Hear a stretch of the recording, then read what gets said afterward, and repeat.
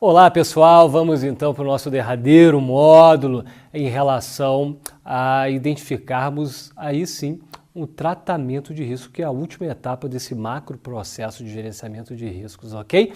Então, assim como a gente já tinha mencionado antes, lembram? A gente fez o exercício de identificação do risco, a descrição dele, matriciamos ele, gerou um diagrama, do diagrama um índice, literalmente, de risco. Esse índice de risco é o famoso risco inerente, que foi subtraído, vamos dizer assim, de um fator de avaliação de controle que já existia, que no nosso caso gerou um indexador mediano, que na nossa tabela de referência era 0,6. Isso fez com que ele gerasse um número final diferente relacionado ao famoso risco residual, mostrando para vocês como isso tudo tem que ser materializado por meio de um mapa de risco e um procedimento padrão de cada um dos riscos, seja criando um plano de ação, seja criando um plano de contingência, baseado literalmente numa matriz RACI. Muito bem,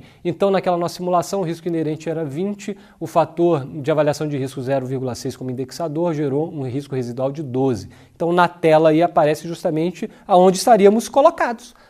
12 está enquadrado como um risco alto nesse escalonamento da régua utilizando 5x5, né? E aí, o que fazer? Qual o tratamento? Qual a resposta a esse risco? O que devemos fazer? Mais uma vez, baseado nesse risco residual, a gente vai compará-lo com o apetite que você, como instituição, declarou, para saber se está dentro de uma margem tolerável ou não, porque o fato de estar fora ou dentro dessa margem gera tratamentos diferenciados. Então veja, o apetite de risco, mais uma vez só para reforçar, é literalmente fundamental por ser o balizador, a gente já mencionou isso, é com base na quantidade, no tipo de risco que uma organização está preparada a buscar, que a gente vai promover as ações de tratamento, né, de resposta ao risco, se a gente vai mitigar, aceitar, transferir, compartilhar, a mesma coisa, ou evitá-lo. Assim, nesse nosso caso, o resultado final era 12, como você já sabe, e está enquadrado como alto, assim como a gente viu no último slide. Então, está ou não dentro de um range, né, dentro de uma margem de tolerância da instituição. No nosso caso estaria, porque no nosso exemplo a gente colocou que o nosso apetite de risco era 20, né? A gente quer ser um pouquinho inovador e tal, então bacana. Beleza, o que fazer então? Mitigar, compartilhar, evitar ou aceitar. Baseado literalmente nesse material super bacana que a Controladoria Geral da União fez para eles e que a gente toma emprestado para fins didáticos, daria uma opção ou escolheria-se a opção de tratamento de mitigação do risco, quando o risco normalmente está classificado como alto ou extremo, como é o nosso, né? E a implementação de controles, neste caso, apresenta um custo-benefício adequado. E a gente vai ver daqui a pouco a questão do custo-benefício e, querendo ou não, a gente pode estratificar características super relevantes daquela técnica chamada justamente custo-benefício. Então, para eles, na CGU, mitigar o risco significa implementar controles que possam diminuir as causas ou as consequências dos riscos identificados na etapa de identificação e de análise deles. Muito bem, então a mitigação se dará sempre quando o resultado final da sua indexação, né, da criação do seu índice de risco, for enquadrado como alto ou extremo e o custo-benefício para literalmente implementar um controle seja adequado. E a gente vai ver daqui a pouco quando que a gente consegue identificar essa adequação. Quando que a gente vai compartilhar ou transferir o risco?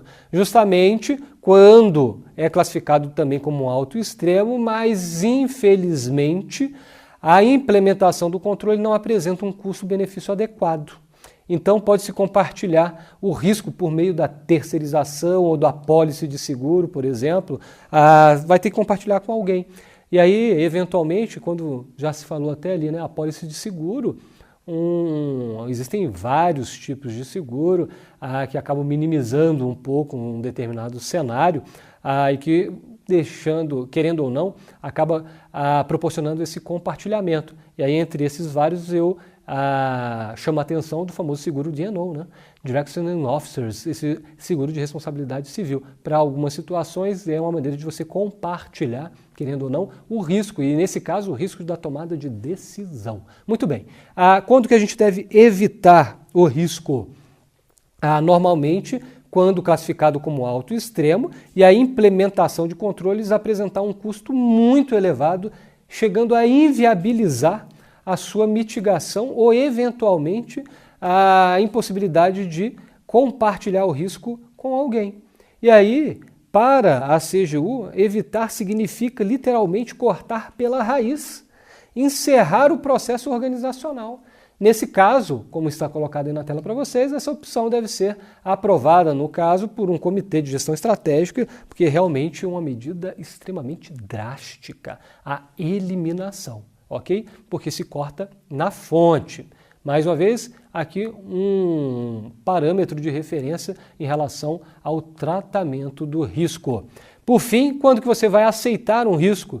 Normalmente é aceito quando seu nível estiver nas faixas do apetite a risco e nessa situação nenhum novo controle precisa ser implementado para mitigá-lo, porque o controle que já existe é suficiente. Então você só tem que acompanhá-lo para realmente não perder a rédea do controle que já existe, porque ele está, querendo ou não, realmente evitando a ocorrência do risco e está dando conta do recado. Então, o mínimo que você tem que fazer é garantir essa continuidade. Motivo pelo qual, se não há nenhum incremento novo, você vai aceitá-lo. Realmente, você vai aceitá-lo em virtude do controle que você já detém. Então, essa é uma sugestão que a gente considera com bastante consideração, em virtude de ser altamente, querendo ou não, didático, para saber o que vamos fazer. Vamos mitigar, vamos evitar, vamos literalmente compartilhar, transferir ou vamos simplesmente aceitar. Ok? Avançando aí para a parte final já desse módulo, percebam que o enquadramento do melhor tratamento ao risco depende diretamente do quê? Custo-benefício.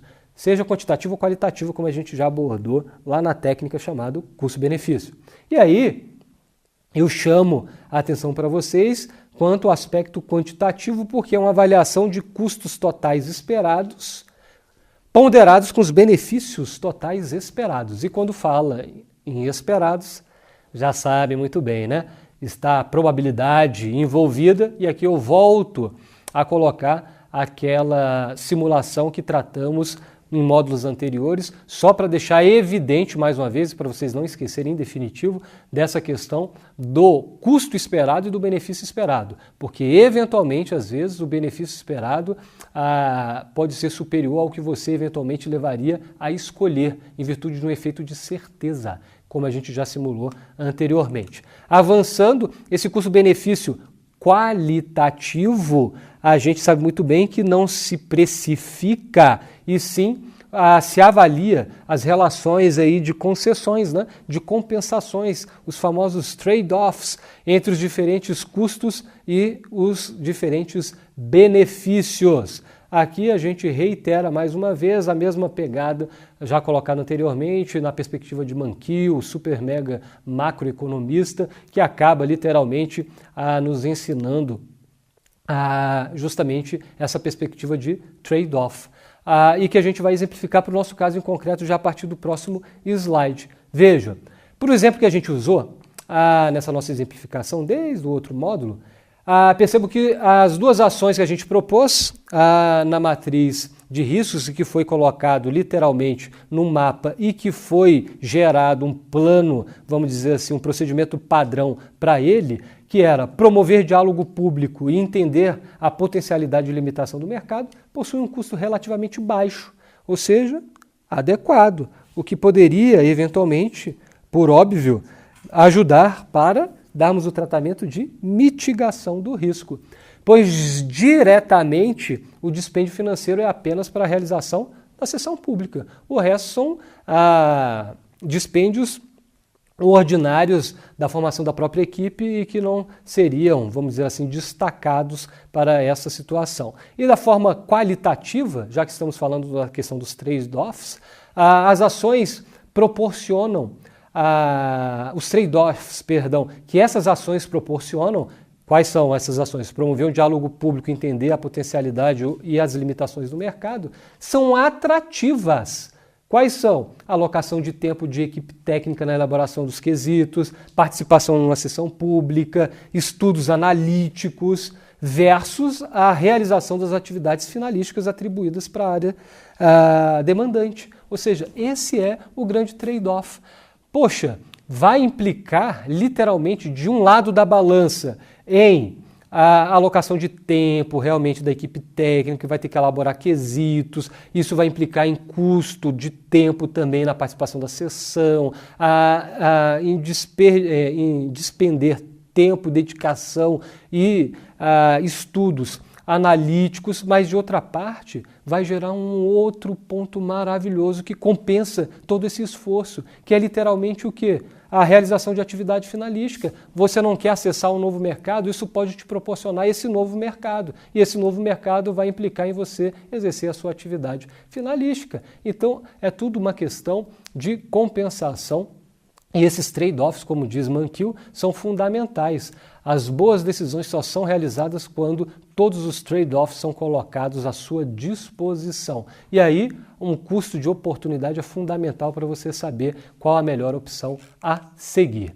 Então, era isso que eu queria trazer para todos vocês. Espero que essa nossa capacitação tenha ajudado a encontrar, vamos dizer assim, mais elementos que auxiliem no gerenciamento dos contratos, primeiro numa perspectiva realmente econômica, que é um diferencial na nossa concepção hoje para um bom gestor de contratos, assim como na identificação das várias técnicas de identificação de riscos para a gente absorver de forma mais natural possível esse aculturamento do gerenciamento de riscos para os nossos contratos. Ok? Então, mais uma vez, reitero o meu agradecimento e coloco aí as palavras na tela do nosso querido Paulo Freire, que era advogado também de formação, mas antes de ser advogado era educador, a pessoa que até hoje no Brasil tem o maior número de titulações vinculadas a uma pessoa física, são mais de 34 titulações entre graduações, mestrados, doutorados, pós-doutorados. E ele, que poderia dizer que sabia alguma coisa, dizia o seguinte: pessoa sábia é aquela que sabe que não sabe tudo, é aquela que sabe que não é a única que sabe, é aquela que sabe que a outra sabe o que ela não sabe, e aquela que sabe que ela e a outra saberão muita coisa juntas, e aquela que sabe que ela e a outra pessoa não saberão tudo o que pode ser sabido. Então espero que realmente a gente gere esse fluxo de informações e de conhecimento, porque eu não sei tudo, vocês não sabem tudo, nós juntos sabemos muitas coisas, mas sabemos que nós também juntos não sabemos tudo o que é possível de ser aprendido. Então, o meu mais sincero obrigado e espero te encontrar em uma outra capacitação, mais uma vez, seja presencial, seja no EAD, seja no Escambau, estamos sempre junto com vocês. Um abraço e até a próxima.